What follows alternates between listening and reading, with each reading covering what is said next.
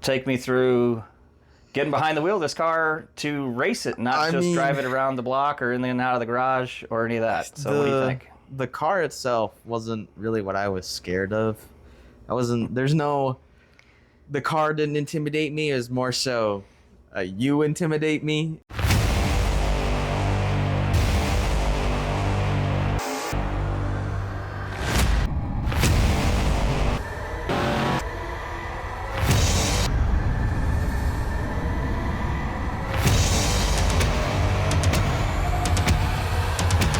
So I want to sit down with young Bobbert here, and we're going to talk about kind of what it was like for his first time in a fast car.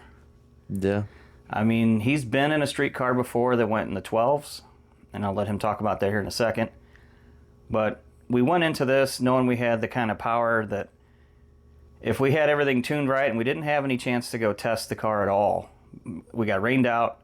The engine was in for like 2.5 weeks, I think, before the event. After being on the dyno, carb wasn't really playing nice with us, and we had a backup carb as well, so we were kind of farting around. All right, so day 0, we get through tech inspection. The car idles okay. It doesn't really drive through the parking lot worth a damn, and we're trying to figure out some stuff on the fly. The starter's now starting to act weird. There were a couple times we started it in the garage, and it was like, let's double check that, and I fooled around with it a little bit while I was waiting on the transmission to come back. That was the other thing. So I did the engine, and then I went to transmission with an SFI case, so I don't have to worry about the transmission blanket anymore. So again, we didn't test because of weather, because of the car being apart. Get to the track, completely different animal with this engine, right? First solid roller I've done, and we're behind the 8 ball a little bit. Day 0 for the first time ever, though, with Mega Week is a test day. And we feel like we should be in the 9s naturally aspirated. And part of that is, okay, well, you'll need a license, right? I need to get my license. Because you don't have an NHRA license. And they're kind enough to work with people at this event where if they have the opportunity to get you some license passes like this on a day 0 or even day 1, you can work toward turning in slips later in the week that have the time you're trying to go for. So if you need an 850 cert or whatever, then you could turn in a time faster than 10.0. Mm-hmm. All right, so I go ahead, I want to do the first shakedown of the car, get it down the track, and I didn't hold on to it. I probably should have floored it all the way through just to see, how it did. But we were so untested that I'd rather go half track and not over 130 miles an hour just to make sure nothing rattled loose and, scared me to death or whatever, or crashed or had some type of problem. So I just did half track. I think it went 640 something. Nothing crazy. Yeah. 60 foot was kind of off. I mean, this car might need a trans brake after going through this week. We'll work on all this stuff later.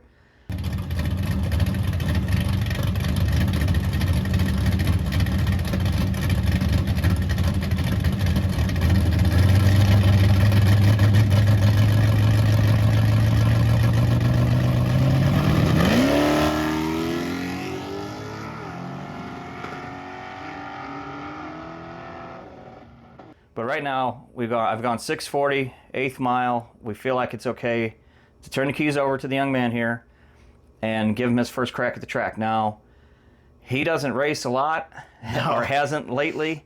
He's been in school, going to trade school to be a mechanic. And he just got out, right? I mean, you got out in May. Yeah. All right, as this is going on. All right. So I'm going to turn the ball over to you now. First time in a car that could potentially run single digits. And the fastest you've been there is low 12s. Yeah. Take me through getting behind the wheel of this car to race it, not just drive it around the block or in and out of the garage or any of that. So what do you think? The car itself wasn't really what I was scared of. The car didn't intimidate me. It was more so you intimidate me. I know you've been driving the car for 25 plus years at the track, easily. I don't know how long you've been taking it to tracks, but it's first time going down the track in your car. It's not necessarily just the fact that it's a faster car than what I've been in. It's the fact that it's yours. Yeah. If anything goes wrong, it's all me. It's not so, like, I wanted to make sure I did things right. You've done one burnout in the car in your lifetime. I did one on the burnout when I street- was 16. on the street. That was 4 years ago. And I was like, oh, you don't go too crazy, because Yeah. I felt like you can get on the rev limiter a little bit. Now hit the gas. Easy, killer. All right. Atta boy. Bobby's first burnout. So you roll up in the burnout box, put your foot on the pedal, Nope. torque it up, it's time to go. A little wimpy burnout. I felt the burnout was sad. Wimpy. I will admit.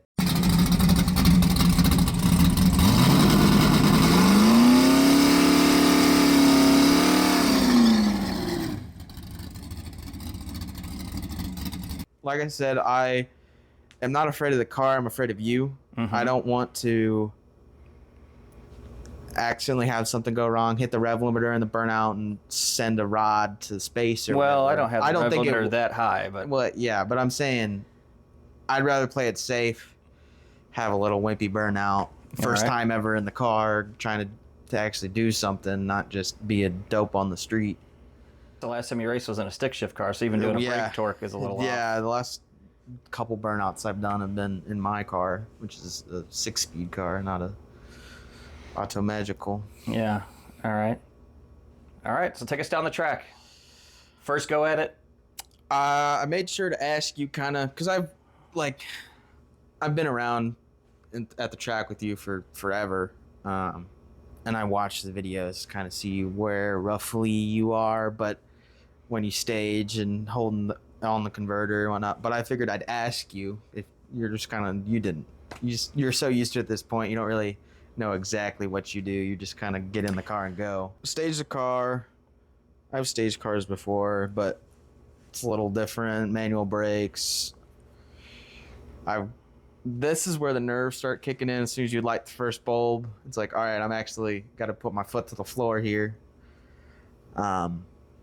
Nerves start kicking in, so I creep into the beams. I take forever because it's a pro tree to actually launch the car because I don't know, I'm slow. Take forever to react, or take forever to hit the second bulb? No, take forever to react. I don't think it took me forever. I mean, I'm trying to creep to where I just light the second bulb. Sure. It took me forever to react, and I honestly think I chicken-footed it, so I didn't put my foot all the way to the floor, because I think I ended up doing like a 7-11 after you went 640s. Yeah, 7-11 was your first 8. Yeah. That is lazy. Yeah. For sure. And I guess we should explain, to do license passes, your first 4 passes Our 8th mile pass are half track, effectively. So you should run in that sometime close enough relative to being a 6 in the 6s, so that it would be a 10 or 999 or better on the back half. I think when I did my license 4 years ago, or whenever, 6 years ago, however long I've had it, you did like just 2 blurps to like 330, and then 2 blurps to half, and then eat on the last 2. So 6 passes total to get a license for NHRA for the 850 to 999 group. Yeah, which we asked the track official there. He said just do 8th mile passes for your first 4. Right. So we made sure that was good.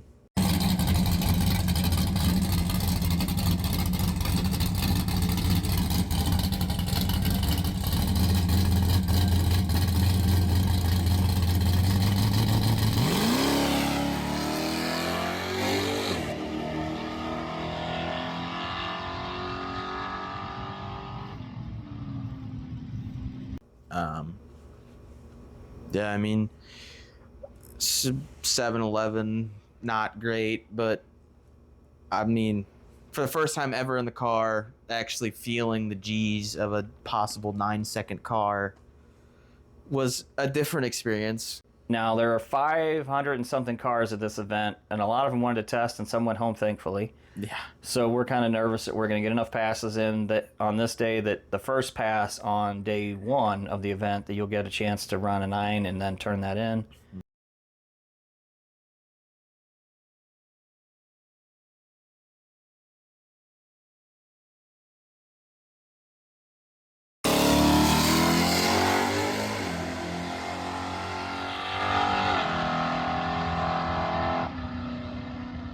Yeah, we took the truck. We leave the truck, go to the hotel, come back, and of course they're still running kind of behind. And the way they were hoping to do was one row of pits for the A group, one row of pits for the B, and so on, rotate A, B, A, B, A, B. And we left the car there after night 0 with all kinds of room to do our business. We get there and there's no room to do any business. Like there's somebody all the way up against the bumper practically. Yeah, they pitted basically on and we've top got a of little us. bit to do because toward the end of the night we decided we're not going to bother with the nitrous. We need to switch plugs and do, you know, usual stuff. Yeah. The exhaust wasn't on it. Some of the things that make it more racy and ready to go. We had to set up our canopy and get all the stuff out of the trunk. Yeah, we just kind of stuffed everything in there. All right.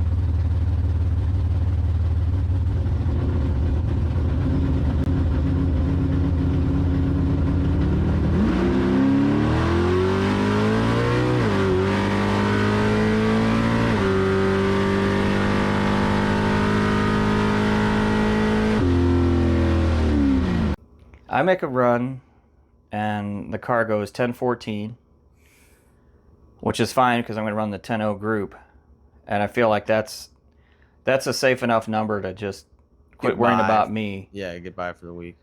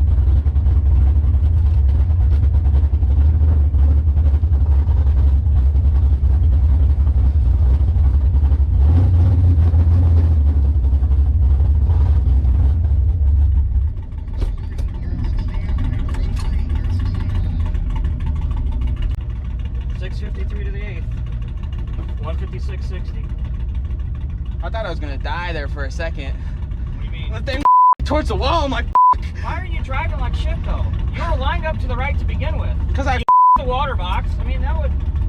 I can't see a goddamn thing. Well, that's what you're dealing with. So figure it out. Okay.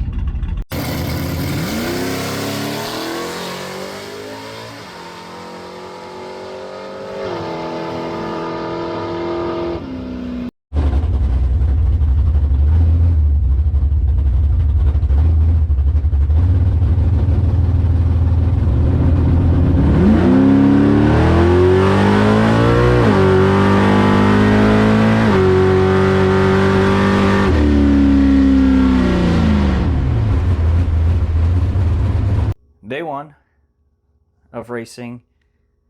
We're going to have to scrap the idea of license passes at this point because you need something you can turn in. Not worried about going in the nines. We're just at this point, we're going to concede that we didn't get enough time to work these passes in, because on day one we're not going to get enough passes to finish the license, right?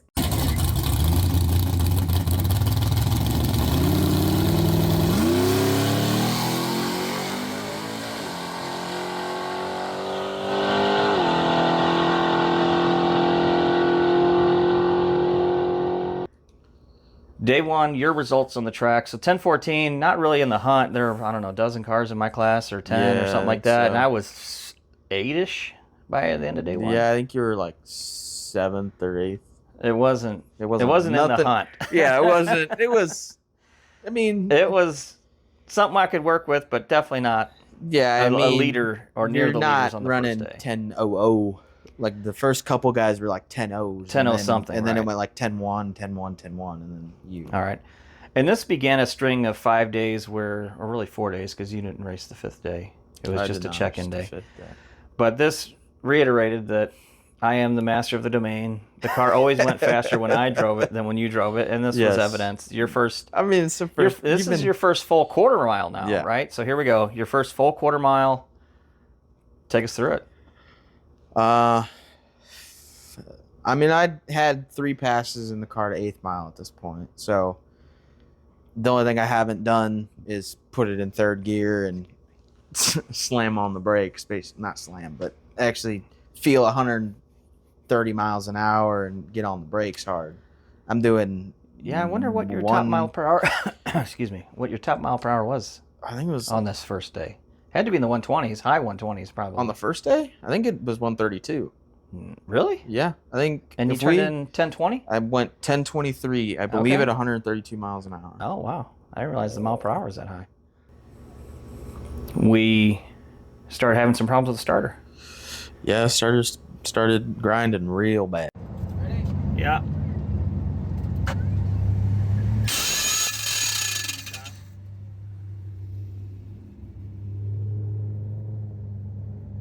That's weird.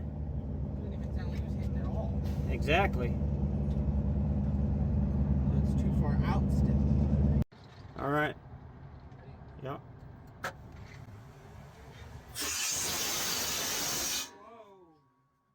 Lucy fights back. Actually, this is day one of Mega Week. We have finished passes. The starter caused me to miss a run, nearly caused my son to miss a run, and we've been fighting this thing for a little while, trying to get it shimmed properly, and we just found out that part of this was loose. And while I was looking at it, took the bolts out, I was like, I'll put some thread lock on it because they were backing out and causing it to kind of wobble. And then I took this piece off, and the next thing you know, I'm looking at this, what'd you call that? Retaining clip is in a great big twist. So we're going to investigate this and hopefully get this thing fixed so we can get on the road. Bummer. Day one in the books. Past 3, there's sparks coming out on the starting line. And that was the last time that girl started. Yeah. Uber to the hotel. Uber to a performance shop in town. Pick up a starter. Uber back. Well, I should give them credit. Lyft is the people we used. We didn't use Uber, so we used Lyft. So 3 rides. hotel to parts store, back to the track. Put on the new starter. I'll put some footage in. Some of you might have seen the shorts already that we'd found out the night before. Manipulating kind of the little kick out part of the gear. Yeah, we found out the night before that the kick out shaft was bent. Or initially we thought it was bent. And then we realized it's this Power Master, I don't know the numbers. Infiniclock. And yeah, it's got Infiniclock, and well, you did it on drag week. But the spring underneath the thing was like wadded up so the gear wouldn't come all the way back in, and it was kind of basically touching the flex plate the whole time. Yeah. So that was a big thing. So now we know, okay, we're going to Loctite the bolts. So there's your tip of the day. If you buy a Power Master starter with the Infiniclock, go ahead and which you had Loctite the bolts. You'd bought that starter on drag week. We bought it on drag week in a rush to get it on the track at Indy. And yeah, I never thought twice about it. And it sounded fine. Yeah, I mean, didn't have a problem until Mega Week. Didn't have a problem until I first got in the car, because I kept messing around with it, but I didn't realize the thing was like articulating and was getting getting loose. Yeah. That was not a clear sign. Just looking at how it slid out, everything seemed normal, but Yeah.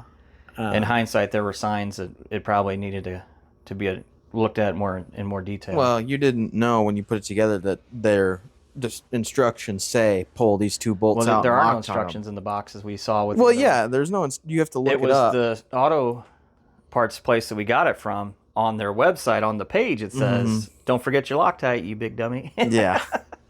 So that was how I knew to do it on the other one, and in hindsight, realized it was part of the problem with the first day. So one of the things about night racing is you stay in the town where you race, and then you drive the next morning to the next track. In this case, we were headed up to Flying H in Kansas City, so it was a decent drive, 200-something miles. At least. Close to 300, I think, about 280. Yeah, I think it was like 280 in that or neighborhood. something. I feel like, and we tested the engine, that there's more horsepower in this thing. We just got to figure out the tune and the business bits. Yeah, and this well, thing's gonna scoot. The big problem is we realized that weren't getting full throttle. We're only getting 70% throttle with the cable setup. That's true. Have. So we had 2 carburetors with us. The one that was on the dyno, and that had a leak to it, and we didn't have a gasket to fix the bowl. So we swapped. Then we had another carb where the bowl wasn't leaking. However, as we found out later, there were some other problems with it.